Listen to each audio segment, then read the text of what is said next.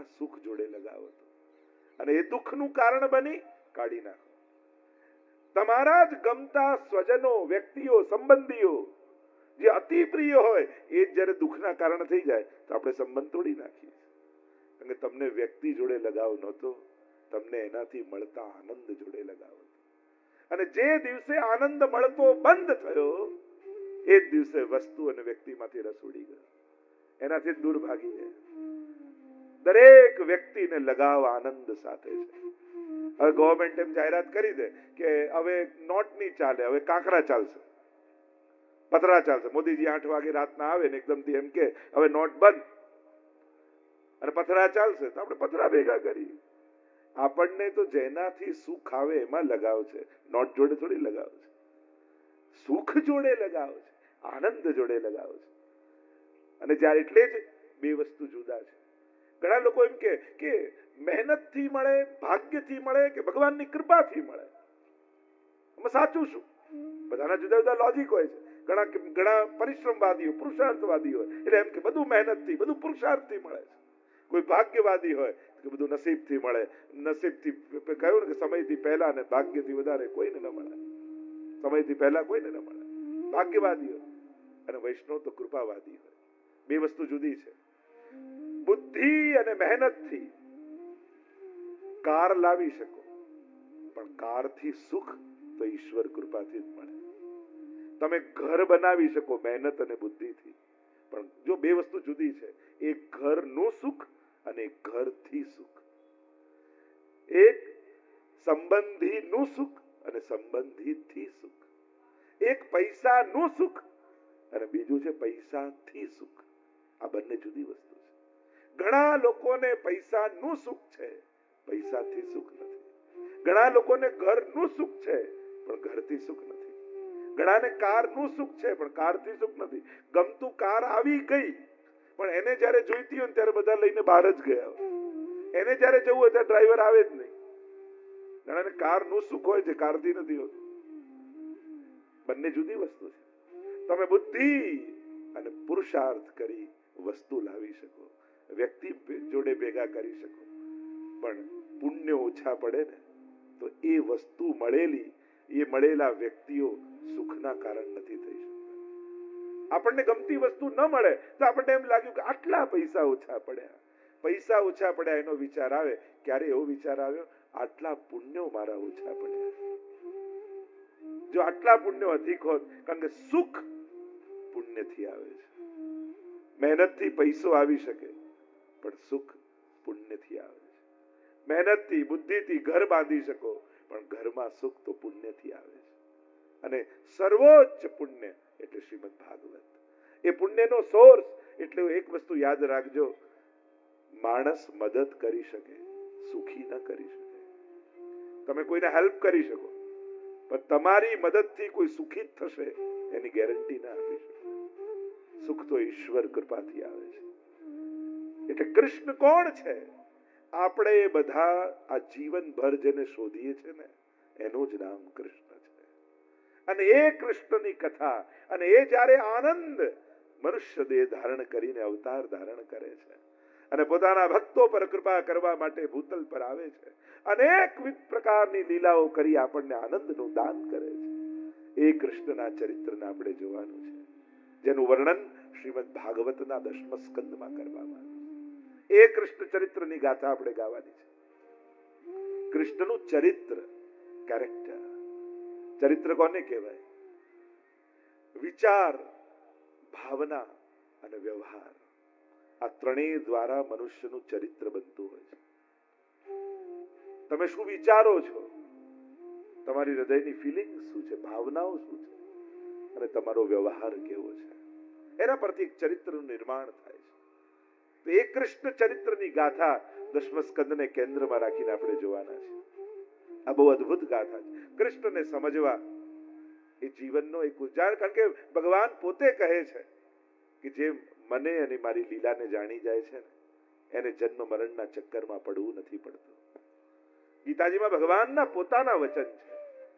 અને એ ચક્રમાંથી છૂટવા માટે આપણે કૃષ્ણ ચરિત્રનો અનુભવ કરવા માટે ભેગા થયા છે. જો આ રીતે ભેગા થવું, રોજ કેટલાને મળતા હોઈએ, કેટલા જોડે ભેગા થતા હોઈએ, પણ ભગવાન નિમિત્તે ભેગા થવું ને એ જીવનનો સર્વોચ્ચ આનંદ બની જાય છે. આપણા બધાના મળવાના કેન્દ્રમાં ભાગવતજી છે. અને ભાગવત એ 18મું મહાપુરાણ છે.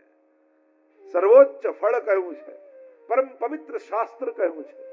અને આ એવું પુણ્ય કહ્યું છે કે આ કરવા માત્રથી સમસ્ત પુણ્યો, સમસ્ત તીર્થો, કારણ કે એમ કહેવાય જ્યાં ભાગવતજી બિરાજમાન થાય ત્યાં સમસ્ત તીર્થોનો વાસ હોય છે. 24 અવતારોનું મંદિર કોઈ હોય તો શ્રીમદ ભાગવત છે. તમે ભાગવતની પરિક્રમા, તમે ભારત વર્ષમાં તમને એમ થાય હું બધા જ તીર્થોની યાત્રા કરું તો કદાચ જીવન ઓછું પડી જાય, પણ બધા તીર્થો ન થાય. પણ એકમાત્ર ભાગવતની પરિક્રમા કરો ને તો ભારતના સમસ્ત તીર્થોની યાત્રાનું ફળ તમને મળી જાય છે. એવું પુણ્ય કર્મ આપણે ત્યાં ભાગવતજીને કહેવામાં આવ્યું છે. પેલું એમ કહેતા ને કે એક દીકરી આવીને પિતાને કહેવા લાગી કે પિતાએ પૂછ્યું કે બેટા તારે શું જોઈએ છે? તો મને સસરા લાવી આપો ને. કહ્યું કે આમને એમ સસરા થોડી આવે. ઠીક છે, મને સાસુ લાવી આપો. અરે આમ સાસુ થોડી આવે. અચ્છા, મને જેઠ લાવી આપો. અરે આમ જેઠ ના, અરે મને જેઠાણી લાવી આપો, દેર લાવી આપો, દેરાણી લાવી. આમ જયારે છોકરી બોલવા લાગી ત્યારે પિતાએ કહ્યું કે એક વર ગોતી લે, આ બધું તો એમને પાછળ પાછળ આવશે. એમ ભાગવત પકડી લો તો સમસ્ત પુણ્યો તો એમને પાછળ પાછળ આવશે. આ એવું એક સત્કર્મ વૈષ્ણવી જીવનનું માનવામાં આવે. હું કહું ને 3 સત્કર્મની વાત કરતો હતો, એ જીવનમાં એકવાર ભાગવત કથા કરવી. અને આ પણ ભાગવત કથા જ છે.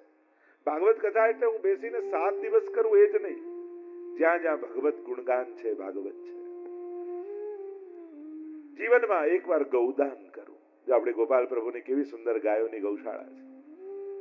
વૈષ્ણવી જીવનનું એક બહુ મોટું પુણ્ય કહ્યું કે જીવનમાં દરેક વૈષ્ણવે એકવાર ગૌદાન જરૂર કરવું જોઈએ. અને ત્રીજું, ક્ષણવાર માટે પણ વ્રજનો આ જ દેહ સાથે જીવનમાં એકવાર વ્રજવાસ કરવો જોઈએ. કેટલા દિવસ રોકાયા, કેટલા કલાક રોકાયા એની ચર્ચા નથી કરી, પણ આ દેહને વ્રજભૂમિનો સ્પર્શ થાય તો જીવનમાં એકવાર વ્રજવાસ કરો.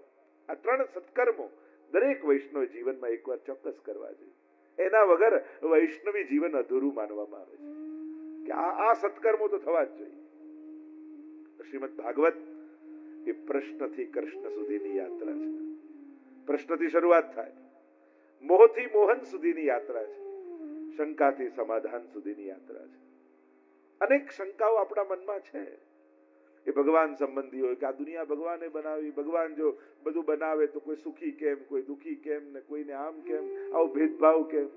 શું આ ચલાવનારો ઈશ્વર હશે? શું ભગવાન અવતાર લઈને આવતો હશે?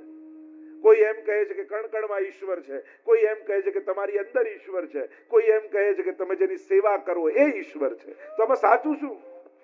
કેટલા પ્રશ્નો આપણા મનમાં જાગે. એ સંસાર સંબંધી હોય કે ભગવાન સંબંધી હોય, પ્રશ્ન વગરનો માણસ નહીં મળે. પ્રશ્ન દરેકના જીવનમાં છે અને પ્રશ્ન જ એક અવસર છે. પ્રશ્ન એ કોઈ ખરાબ વસ્તુ નથી. શંકા તો શ્રદ્ધા સુધી લઈ જાય છે. સદગુરુ માટે ભક્તની શંકા એક અવસર હોય છે કે આ શંકા જ એને શ્રદ્ધા સુધી લઈ જશે. જો જીવનમાં પ્રશ્ન જાગે ખોટું નથી, પણ પ્રશ્નનો ઉત્તર ગલત જગ્યાએ લેવું એ બહુ ખતરનાક છે.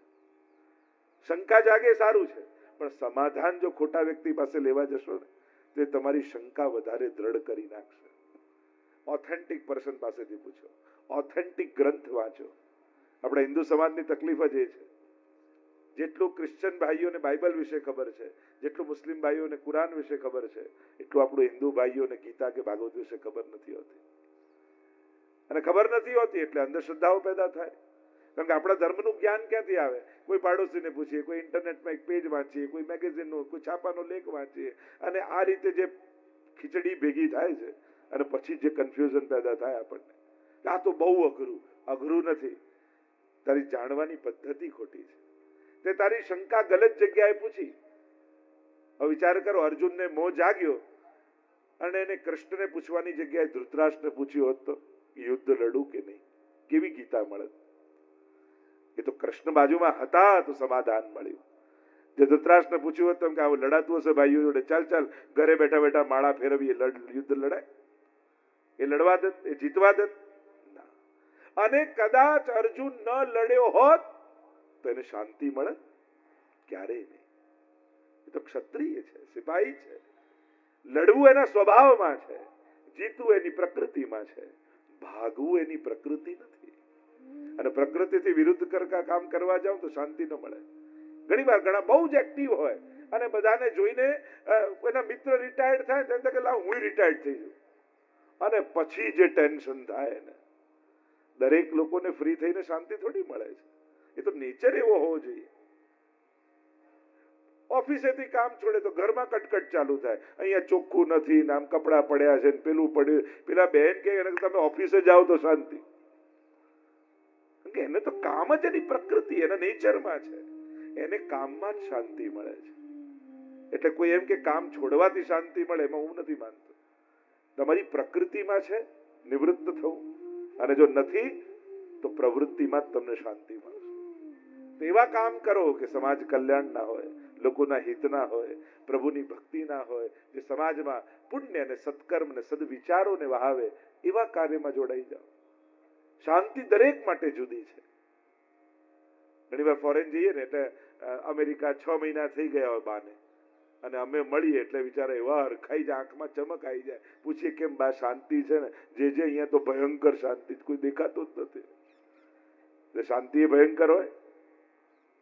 અને અહીંયા તો બધાના અમેરિકા બધા રહે છે રિલેટિવ, એટલે તમને ખબર હશે 2-3 મહિના પછી શું થાય છે.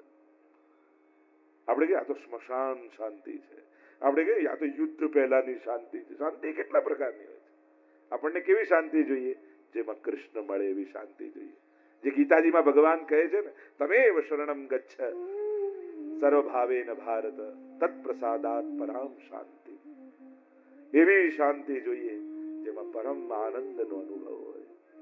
જેમ ઘણીવાર તમે હવેલીમાં નંદ મહોત્સવના દિવસે ગયા હો, અને નંદ મહોત્સવમાં જે નાચો, કૂદો, આનંદ કરો, અને ઘરે આવીને થાકીને બેસો, અને એ આનંદમાંથી જે શાંતિ પેદા થઈ હોય, યા ક્યારેક કોઈ સત્કર્મમાં જોડાયા હો, કોઈ સમાજ સેવાનું કાર્ય હોય ને એમાં તમે જોડાયા હો, લોકોને ભોજન પીરસતા હો, વાંટતા હો, મદદ કરતા, થાકમાં પણ જે શાંતિ લાગે, જે આનંદ લાગે સત્કર્મ કરી, એવી શાંતિ આપણને જોઈએ છે.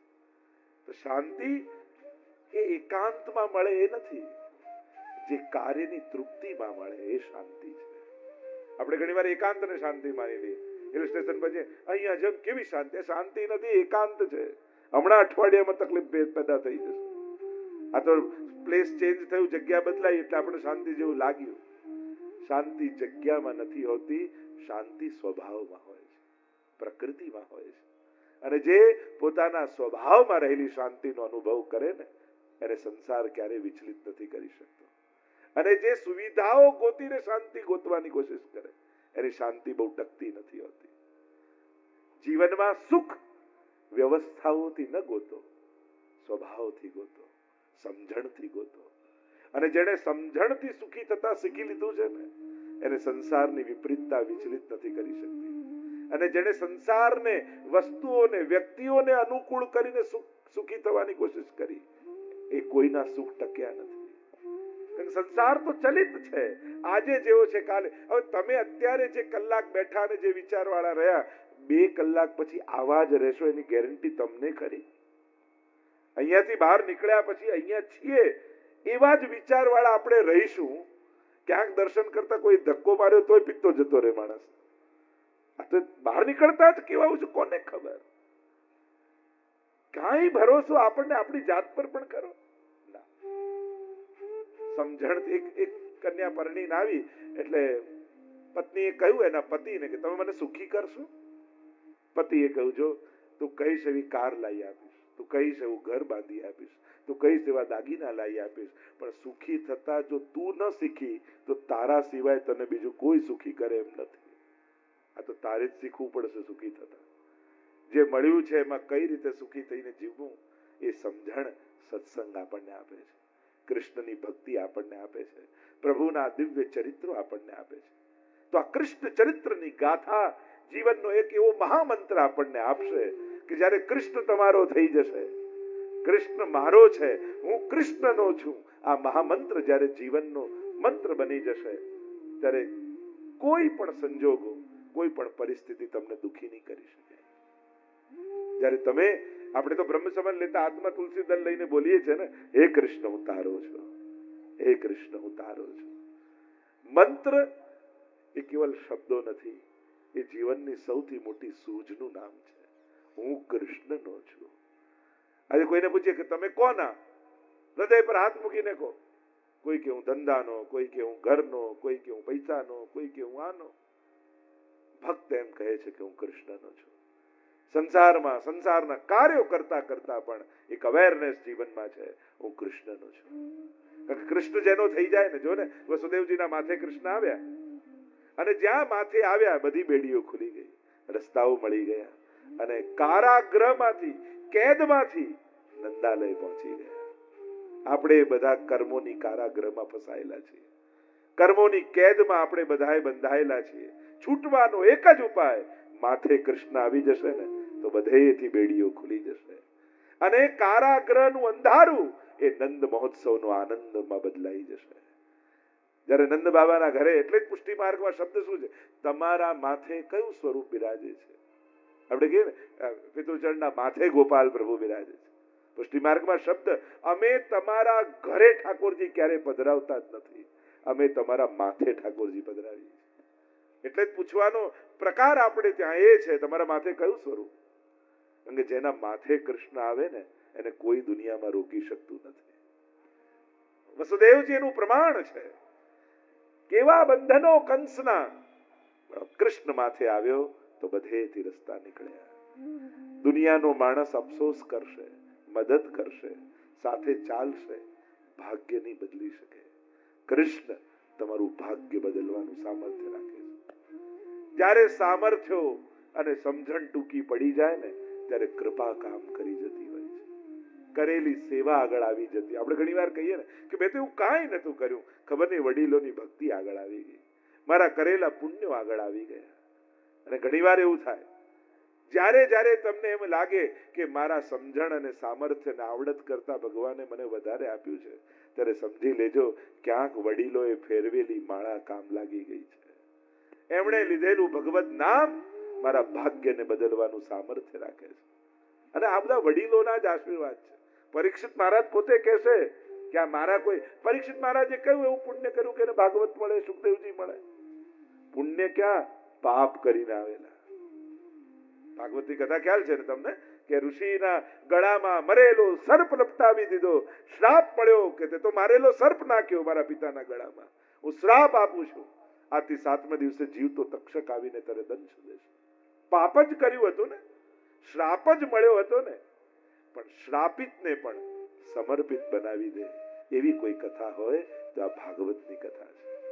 આ કૃષ્ણના ચરિત્ર છે. આપણને શ્રાપ જ છે ને, 7મા કોને 8મો દિવસ મળે છે?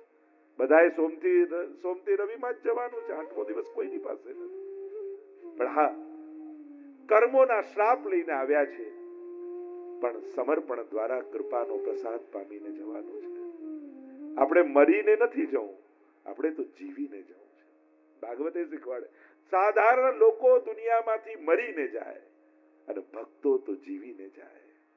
જીવનનો ઓડકાર લઈને જવું છે, જીવનની તૃપ્તિ લઈને જવું છે, એક એક ક્ષણોને માણીને જવું છે.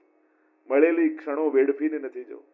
કૃષ્ણનો ભક્ત એની એક એક ક્ષણ એના જીવનનો ઉત્સવ હોય છે. કારણ કે એને ખબર છે મારી મહેનત કે બુદ્ધિ નથી, મારા જીવનનો સંસાર જે છે ને એ ભગવાનનો આપેલો પ્રસાદ છે. કારણ કે પુરુષાર્થનું ફળ માનશો ને તો મળેલું સુખ પણ બંધન બની જશે, પણ પ્રભુને આપેલો પ્રસાદ માનશો ને તો ભોગવેલું પણ બંધન નહીં કરે. કારણ કે આ તો પ્રસાદ છે. જીવનમાં જે મળ્યું એ ઠાકોરજી પ્રસાદ રૂપે મને આપ્યું છે. અને પ્રસાદ ગાંઠોને ખોલે છે, બાંધતું નથી. પણ પુરુષાર્થનું ફળ એ ભલે સુખ હોય તો શાસ્ત્રોએ એને પણ સોનાની બેડી જ કહી છે, કે પુણ્ય પણ સોનાની બેડી છે. પાપ લોઢાની બેડી તો પુણ્ય પણ બાંધે. આપણે તો પાપ અને પુણ્ય બંનેથી પર થઈ ભગવાનના પ્રસાદ રૂપે આને સ્વીકારવાનો, ઠાકોરજીના આશીર્વાદ રૂપે સ્વીકારવાનો. તો આ કૃષ્ણ ચરિત્ર શું કરશે? તો કે આપણને કૃષ્ણના કરશે અને કૃષ્ણને આપણો બનાવી દેશે. આપણે તો કહીએ કે પ્રભુ, અને ઘણીવાર લોકોને એમ થાય કે હું પ્રભુને મળવા માટે આટલા લાલાયિત રહું છું, અને મને હંમેશા એમ થાય પ્રભુ ક્યારે મળે, પ્રભુ ક્યારે મળે. તો મને ભગવાનને મળવાની ઈચ્છા થાય છે, તો શું ઠાકોરજીને પણ ક્યારેક મને મળવાની ઈચ્છા થતી હશે? સહજ ભક્તને પ્રશ્ન થાય ને કે આપણને તો ઠાકોરજીને મળવાની ઉત્કંઠા થાય, પણ શું ક્યારે પ્રભુને આપણને મળવાની ઈચ્છા થતી હશે? અને થતી હોય તો ખબર કેમ પડે કે ઠાકોરજીને મળવાની ઈચ્છા થઈ છે? તો કે સાવ સહેલી વાત, જ્યારે જ્યારે આવા કથામાં બેસવા મળે ને ત્યારે માનજો કે ઠાકોરજીને આપણને મળવાની ઈચ્છા થઈ છે. અને એટલા માટે કૃષ્ણ કથાનું રૂપ ધારણ કરી અને આપણા સુધી પહોંચી ગયું છે. જ્યારે જ્યારે કથામાં બેસવાનો અવસર મળે ત્યારે માનવું કે આજે પ્રભુએ મને યાદ કર્યો છે. આપણે તો પ્રભુને યાદ કરીએ, પણ શું પ્રભુ આપણને યાદ કરતા હશે? આવો પ્રશ્ન થાય માણસ. જ્યારે જ્યારે આવા અવસર મળે ત્યારે માનજો આજે ઠાકોરજીએ મને યાદ કર્યો, અને પ્રભુએ મને યાદ કર્યો એટલે જ આવા સ્થાને આવી ક્ષણે હું ઉપસ્થિત રહી શક્યો, હું બેસી શક્યો, કથાના શબ્દો મારા કર્ણમાં પહોંચી શક્યા. એનું એક જ કારણ કૃષ્ણની કૃપા. કૃપા વગર આપણે એમ માની કથા સાંભળીને કૃપા, માળા ફેરવીને કૃપા, પાઠ કરીને કૃપા, સેવા કરીને કૃપા થાય. સાવ ખોટી વાત. કૃપા થાય તો જ કથામાં અવાય, કૃપા થાય તો જ માળા ફેરવી શકાય, કૃપા થાય તો જ પાઠ બોલી શકાય, કૃપા થાય તો જ દર્શને આવી શકાય. નહીં તો દર્શન કરવામાં 10 મિનિટ લાગે, પણ દર્શન કરવા જવું છે આ વિચાર આવતા આવતા 60 વર્ષ જતા રહે છે. દર્શન કરવામાં ટાઈમ નથી લાગતો તો 10 મિનિટ લાગે આપણને, પણ દર્શને જવું એક બુદ્ધિનો વિચાર. જો બુદ્ધિ અને પગમાં ડિસ્ટન્સ કેટલું, અંતર કેટલું? 5 ફૂટ, 5.5 ફૂટ, 6 ફૂટ. પણ અહીંયાની વાત, બુદ્ધિની વાત, આ ચરણ સુધી આવતા આવતા 60 વર્ષ જતા રહે છે. અંતર ક્યાં વધારે કાપવાનું છે? એ 5 ફૂટનું ડિસ્ટન્સ કાપતા કાપતા જીવન ખોઈ બેસીએ છીએ. તો જીવનમાં જેટલી જલ્દી સમજ આવી જાય એટલું સારું છે. સમજી જઈએ જીવનનો સાર અને સાફલ્ય, જેટલું જલ્દી માણસ સમજે એટલું સરસ છે. અને ભાગવત આ સમજણનો મહામંત્ર લઈને બિરાજમાન છે. ભાગવત જેવું કોઈ શાસ્ત્ર નથી. મહાપ્રભુજી તો કેટલો પરિશ્રમ, ભાગવતને પ્રમાણ ગ્રંથ રૂપે કોઈ સ્વીકૃત કરાવ્યું હોય તો શ્રી મહાપ્રભુજીએ છે. 7 રીતે શાસ્ત્રે સ્કંદે પ્રકરણે અધ્યાય વાક્ય પદેક્ષરે એકાર્થ સપ્તધા જાનન વિરોધેન મુચ્યતે. 7 રીતે અર્થ કરે ને એકાર્થ કર્યો છે મહાપ્રભુજી. અદ્ભુત મહાપ્રભુજીનું યોગદાન છે. આજે દુનિયામાં ક્યાંય પણ ભાગવત કથા થતી હોય ને, દુનિયામાં ગમે ત્યાં, કોઈ મહાપ્રભુજી શ્રી વલ્લભાચાર્યજીનું નામ લે કે ન લે, પણ મહાપ્રભુજી બતાવેલા અર્થો વગર ભાગવત કથા થઈ જ ન શકે. કોઈ જાણે કે ન જાણે કે આ સુબોધની, મહાપ્રભુજી સુબોધની રચી ને ભાગવતજી ઉપર મહાપ્રભુજીની ટીકા. મહાપ્રભુજીએ બતાવેલા અર્થ ઘટન વગર કથા થઈ જ ન શકે. એવું યોગદાન શ્રી મહાપ્રભુજીનું છે. આ કૃષ્ણ ચરિત્રની ગાથા 10મ સ્કંદને આધારમાં લઈ, કેન્દ્રમાં લઈને આપણે ચર્ચા કરવાના છીએ. ભાગવત 12 સ્કંદમાં ટૂંકમાં પરિચય આપી દઉં ને સીધા 10મ સ્કંદ તરફ પ્રયાણ કરીએ. 12 સ્કંદ સાક્ષાત શ્રીનાથજી બાબાનું વાંગમય સ્વરૂપ આપણે માનીએ છીએ ભાગવતજીને. વાંગમય એટલે વાણીમય, શબ્દમય. એટલે જ ભાગવતજીને વાંચવાની મહત્તા નથી, ભાગવતજીને સાંભળવાની મહત્તા છે. જો અત્યારે આપણી ભક્તિ છે ને બે સ્થાનમાં રોકાય. એક, અમે તો ક્યાંય જઈએ નહીં, ઘરે જ વાંચી લઈએ. અને બીજું, અમે તો જઈને એકવાર દર્શન કરી આવીએ એટલે અમારું તો બધું આવી જાય. નવધા ભક્તિમાં